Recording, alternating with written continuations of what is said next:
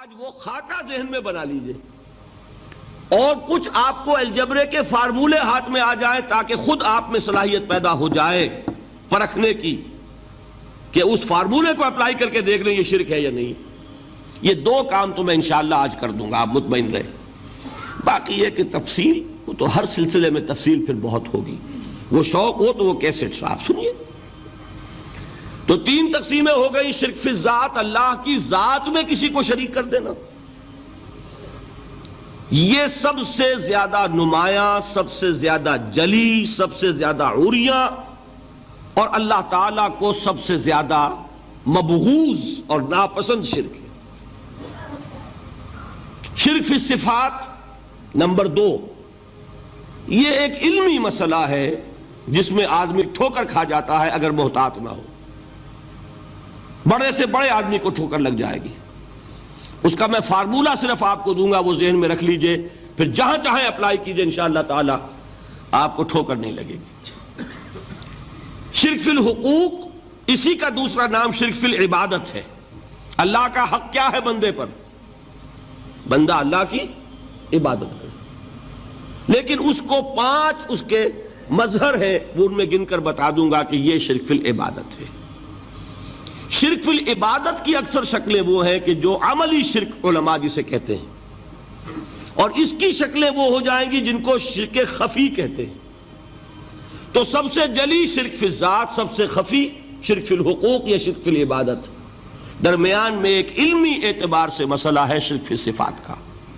اب آئیے سب سے پہلے شرک فی الذات. اس کی 2 قسمیں، اب اس کو تقسیم کیجئے 2 میں. ایک قسم جو زیادہ جلی ہے، زیادہ عریاں ہے، زیادہ ننگی ہے.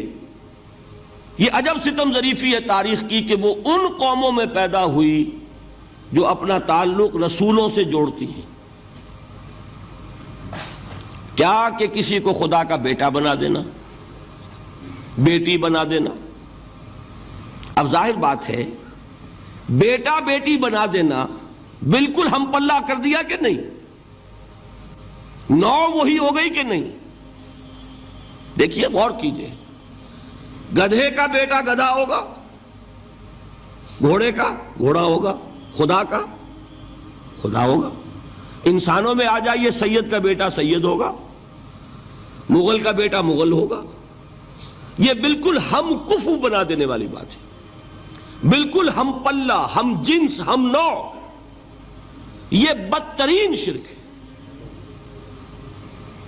اور آپ کو معلوم ہے یہ شرک کن میں پیدا ہوا؟ یہود کے ایک گروہ میں پیدا ہوا جنہوں نے حضرت عزیر کو خدا کا بیٹا قرار دیا. قالت الیہود عزیر ابن اللہ.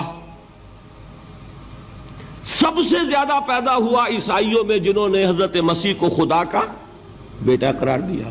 اور واقعہ یہ کہ اس گمراہی میں ان سے آگے کوئی نہیں جا سکتا. ان بدبختوں نے یہاں تک صراحت کی ہے کہ مسیح خدا کا صلبی بیٹا ہے. اس لیے کہ 2 لفظ آتے ہیں، ایک ہوتا ہے ابن، ایک ہے ولد. ان میں ذرا فرق ہے. ابن کا لفظ عربی زبان میں کسی اور سینس میں بھی استعمال ہوتا ہے. ابن السبیل کسے کہتے ہیں؟ مسافر کو. تو کیا وہ مسافر اور کیا وہ رستے کا بیٹا ہوتا ہے، سبیل کا بیٹا؟ ابن الوقت کسے کہتے ہیں؟ اپارچونسٹ. ابن الوقت کوئی اصول نہیں. گنگا گئے تو گنگا رام اور جمنا آئے تو جمنا داس. یہ کیا ہے؟ ابن الوقت. لیکن ابن کے معنی جو ہے وہ بیٹے کے بھی ہے، تو تعویل ہو سکتی ہے.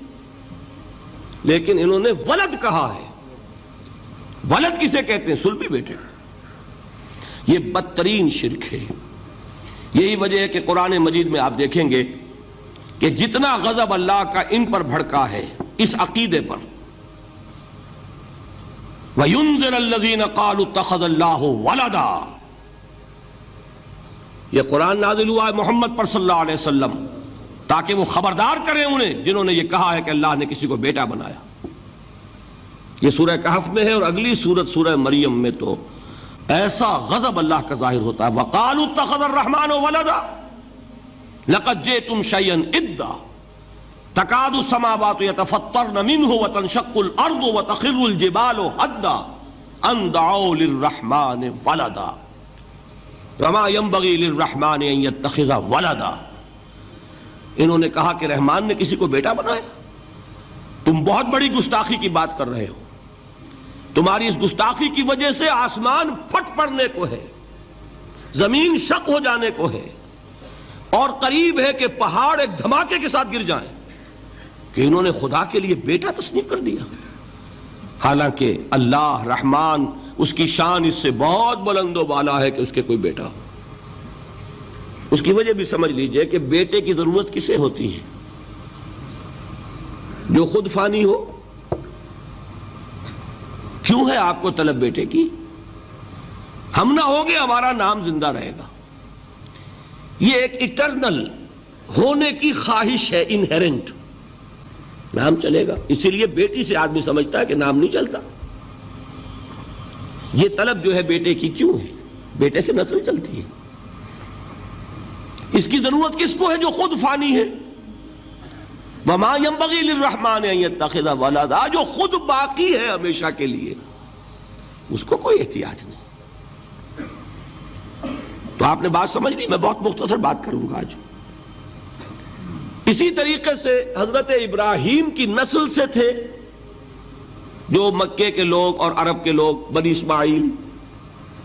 جو موحد کامل تھا ابراہیم, جس کو اتنی مرتبہ سند ملی وما کان من المشرکین, ان کی نسل میں وہ لوگ تھے جنہوں نے فرشتوں کو خدا کی بیٹیاں بنا دیا.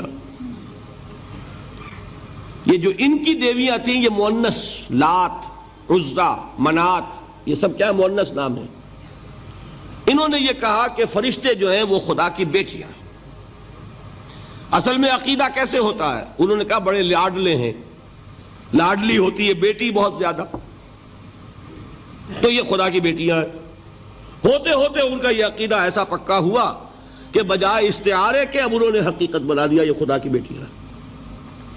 ان پر قرآن مجید نے کئی جگہ پر ذرا ایک لطیف انداز میں تنزیہ پیرائے میں بھی کہا ہے کہ بھائی تم نے خوب کیا. انہوں نے الاٹ کیا تو بیٹا تو کیا, تم نے اللہ کو الاٹ کی تو بیٹیاں کی, جو تمہیں خود پسند نہیں. الکم البنون, تمہارے لیے بیٹے ہوں, وَلَهُ الْبَنَاتُ, اور اس کے لیے بیٹیاں. تو یہ تو ذرا ایک لطیف انداز ہے, تنزیہ پیرایا ہے. لیکن ان تینوں کو اب آپ ایک جگہ کر لیجئے. بیٹا بیٹی قرار دینے کا شرک, یہ کیا ہے؟ شرک فی الذات, ہر اعتبار سے اللہ کا مثل بنا دینا, ہم کف بنا دینا, ہم پلہ بنا دینا, ذات میں شریک کر دینا. یہ بدترین شرک ہے. یہی وجہ ہے, دیکھیے قرآن مجید کی عظیم ترین سورت کون سی ہے؟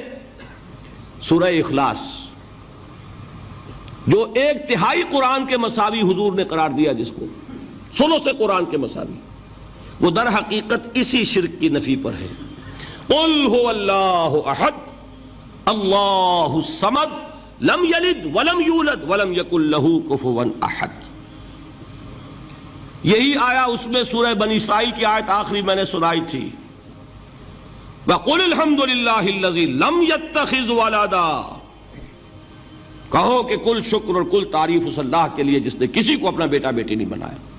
ولد دونوں پر جاتا ہے, اولاد جیسے آپ کہتے ہیں, اولاد بیٹا بیٹی شریک ہوتے ہیں, نہ اس کا کوئی بیٹا نہ اس کی کوئی بیٹی, نہ وہ جنا گیا نہ اس نے کوئی جنا. ایک قسم تو یہ ہوئی شرک فی الذات کی. دوسری قسم کیا ہے؟ یہ ان مذاہب میں ہوئی ہے جو نبیوں اور رسولوں کی طرف نسبت نہیں رکھتے بلکہ فلسفیانہ مذاہب ہیں. ہندوستان کے اکثر مذاہب فلسفیانہ ہیں. فلسفیانہ مذاہب میں یہ شرک فی الذات کس شکل میں پیدا ہوا؟ دو شکلیں پیدا ہوئیں. ایک ہماوست اور ایک حلول. حلول کیا ہے؟ اللہ نے کسی انسان کے اندر اپنے آپ کو حل کر دیا, انسانی شکل میں وہ خود ظاہر ہو گیا. اوتار کا عقیدہ, انگلش میں گاڈ انکارنیٹ، عیسائیوں میں بھی حضرت مسیح کو گاڈ انکارنیٹ بھی قرار دیا جاتا ہے۔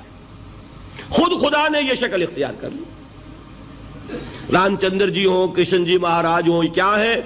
یہ اوتار ہیں، اللہ نے ان میں حلول کیا یا اللہ نے ان کی شکل میں ظہور کیا۔ سمجھ میں آ گیا؟ اور ایک عقیدہ کیا ہے؟ یہ بڑا فلسفیانہ مسئلہ ہے، دیکھیے بڑا ٹیڑھا مسئلہ ہے یہ، لیکن میں اس وقت اس کی تفصیل میں نہیں جاؤں گا، بہت باریک باتیں ہو جائیں گی۔ مسئلہ کیا ہے کہ اگر خدا کو مان لے تو پھر سوال یہ ہے کہ خدا نے اس کائنات کو کیسے پیدا کیا؟ یہ ایک سوال آتا ہے ذہن میں، جس کے نہیں آتا وہ کہے گا پاگل پن ہے، خامخواہ اس پر کیوں سوچتے ہیں، لیکن جس کے ذہن میں سوال آ گیا اس کے لیے بڑی مصیبت ہو جاتی ہے۔ وہ تو سوچتا ہے انسان کا اختیار نہیں ہوتا اپنے ذہن پر، وہ لاکھ روکے اسے مت سوچو، وہ اور سوچے گا۔ یہ مصیبت ہے فلسفیوں کی، کیسے پیدا کیا؟ اب ایک تصور تو یہ ہے کہ جیسے یہ میز ہے، بڑھئی نے بنایا اس کو، بڑھئی علیحدہ ہے، میز علیحدہ ہے، لیکن اس میں یہ بات ماننی پڑے گی کہ پہلے کوئی چیز تھی جس سے میز بنائی، لکڑی تو تھی نا، اس سے میز بنائی۔ لہذا ہندوؤں میں ایک عقیدہ یہ ہے کہ خدا بھی قدیم، مادہ بھی قدیم، خدا نے اس مادے سے یہ شے بنا دی، مادے سے یہ بنا دی۔ وہی مٹی کی تغاری ہوتی ہے، کمہار اس سے کوئی رکابی بنا دیتا ہے، کوئی وہ ہنڈیا بنا دیتا ہے، کوئی گھڑا بنا دیتا ہے، مٹی تو ہے نا پہلے۔ تو مادہ بھی قدیم، خدا بھی قدیم، اور مادے سے خدا نے یہ شکلیں بنا دی۔ ٹھیک، یہ بھی سنویت ہو گئی، توحید تو ختم ہو گئی۔ تو جن لوگوں کا ذہن تھا توحیدی لیکن اس مسئلے میں الجھ گئے، انہوں نے ایک اور شکل تجویز کی کہ خدا خود ہی اس شکل میں تبدیل ہو گیا۔ کیسے؟ جیسے برف پگھلتی ہے تو پانی بن جاتا ہے۔ پانی کہاں سے آیا؟ برف سے۔ اب کوئی پوچھے برف کہاں ہے؟ بھائی یہی پانی ہے، یہی برف ہے یا نہیں؟ اسی پانی کو آگ کے اوپر آپ نے رکھ دیا، وہ بھاپ بن گئی۔ اب آپ کہیں برف کہاں ہے، پانی کہاں ہے؟ یہی بھاپ جو ہے یہی در حقیقت پانی ہے، یہی بھاپ جو ہے یہی برف ہے۔ یہ ہے وہ ہماؤس پینتھیزم جس کو انگریزی میں کہتے ہیں، کہ خود خدا نے روپ دھار لیا اس کائنات کا۔ یہ دو فلسفے ہیں۔ کیا ہے یہ؟ بدترین شرک ہے۔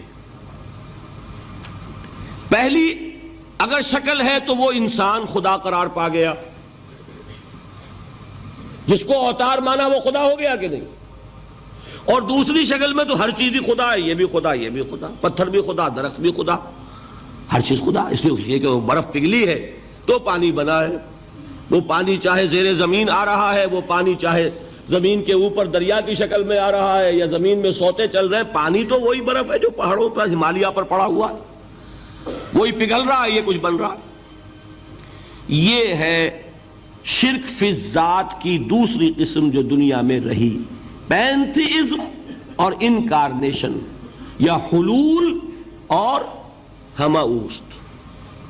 سمجھ میں آگے؟ اب میں ایک بات آپ سے عرض کروں گا، اللہ کا اس امت پر بہت بڑا فضل ہے جس کا آپ کو شکر ادا کرنا چاہیے۔ اس نوع کے شرک سے یہ امت 15ویں صدی شروع ہو جانے کے باوجود تاحال بحیثیت مجموعی محفوظ ہے۔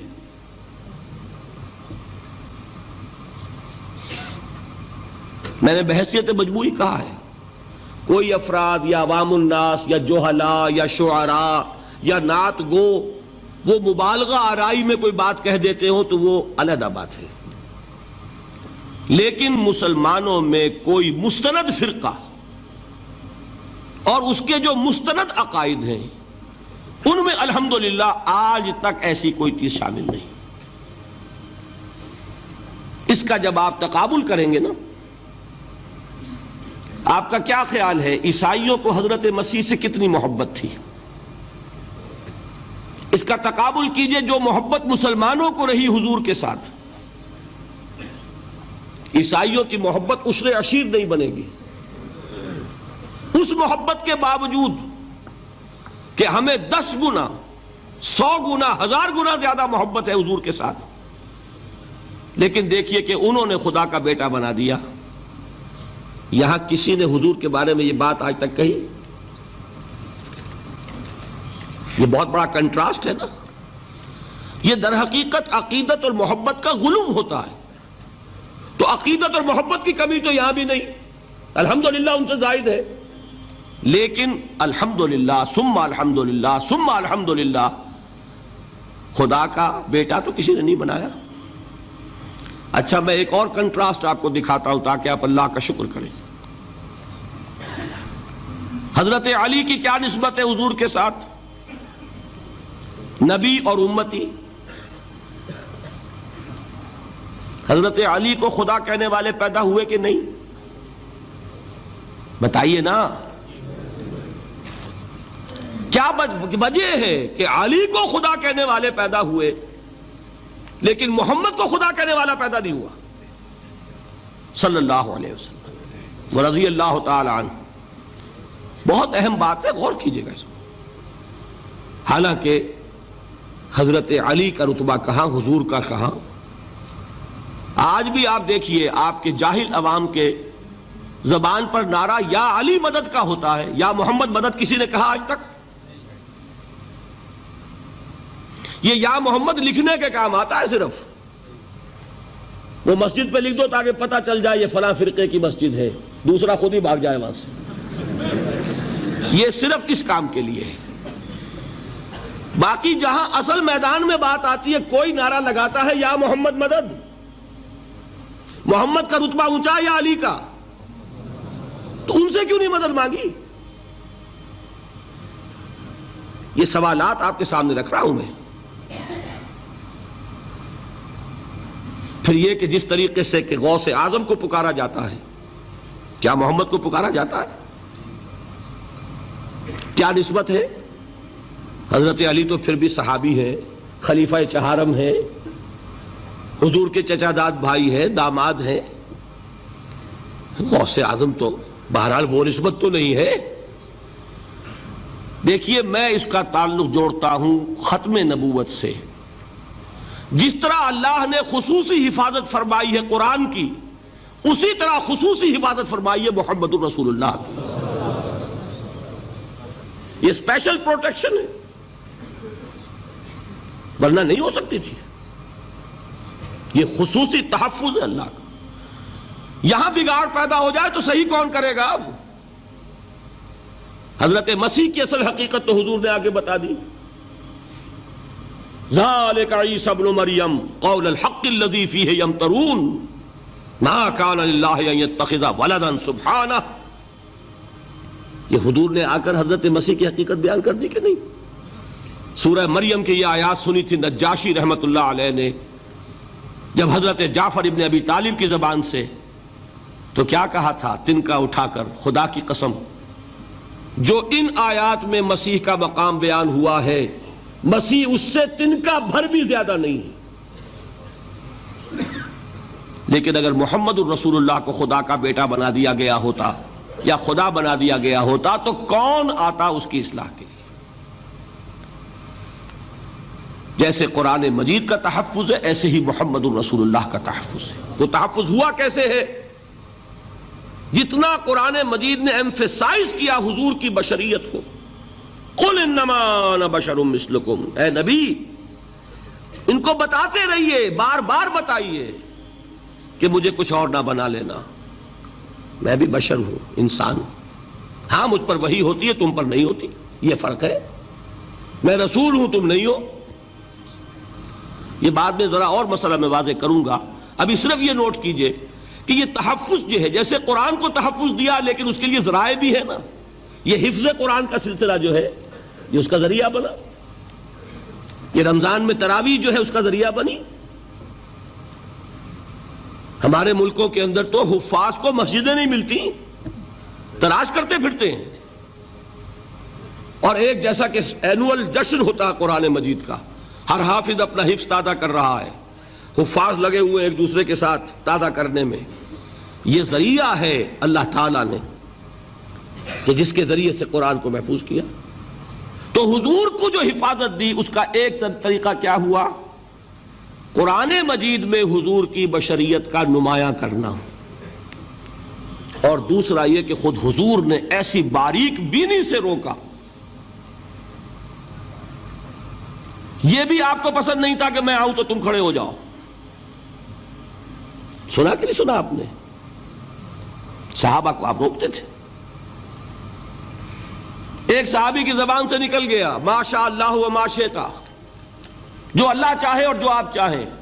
فوراً ٹوک دیا اجعلتنی للہ ندن، کیا تم نے مجھے خدا کا مد مقابل بنا دیا؟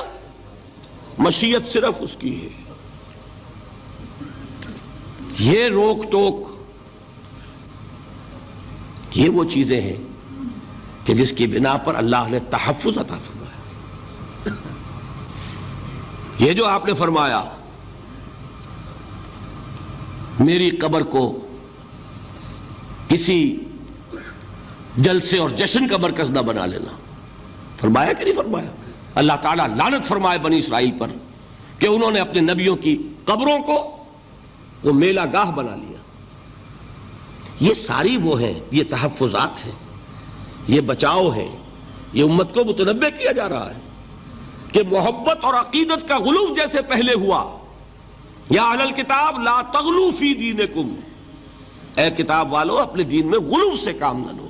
یہ غلو محبت، غلو عقیدت ہے جس کی بنا پر وہ خدا کے بیٹے بنا دیے گئے. اور اگر وہ ہوتا یہاں اللہ کا نہ معلوم اللہ کے برابر کس طریقے سے حضور کو بنا دیا جاتا.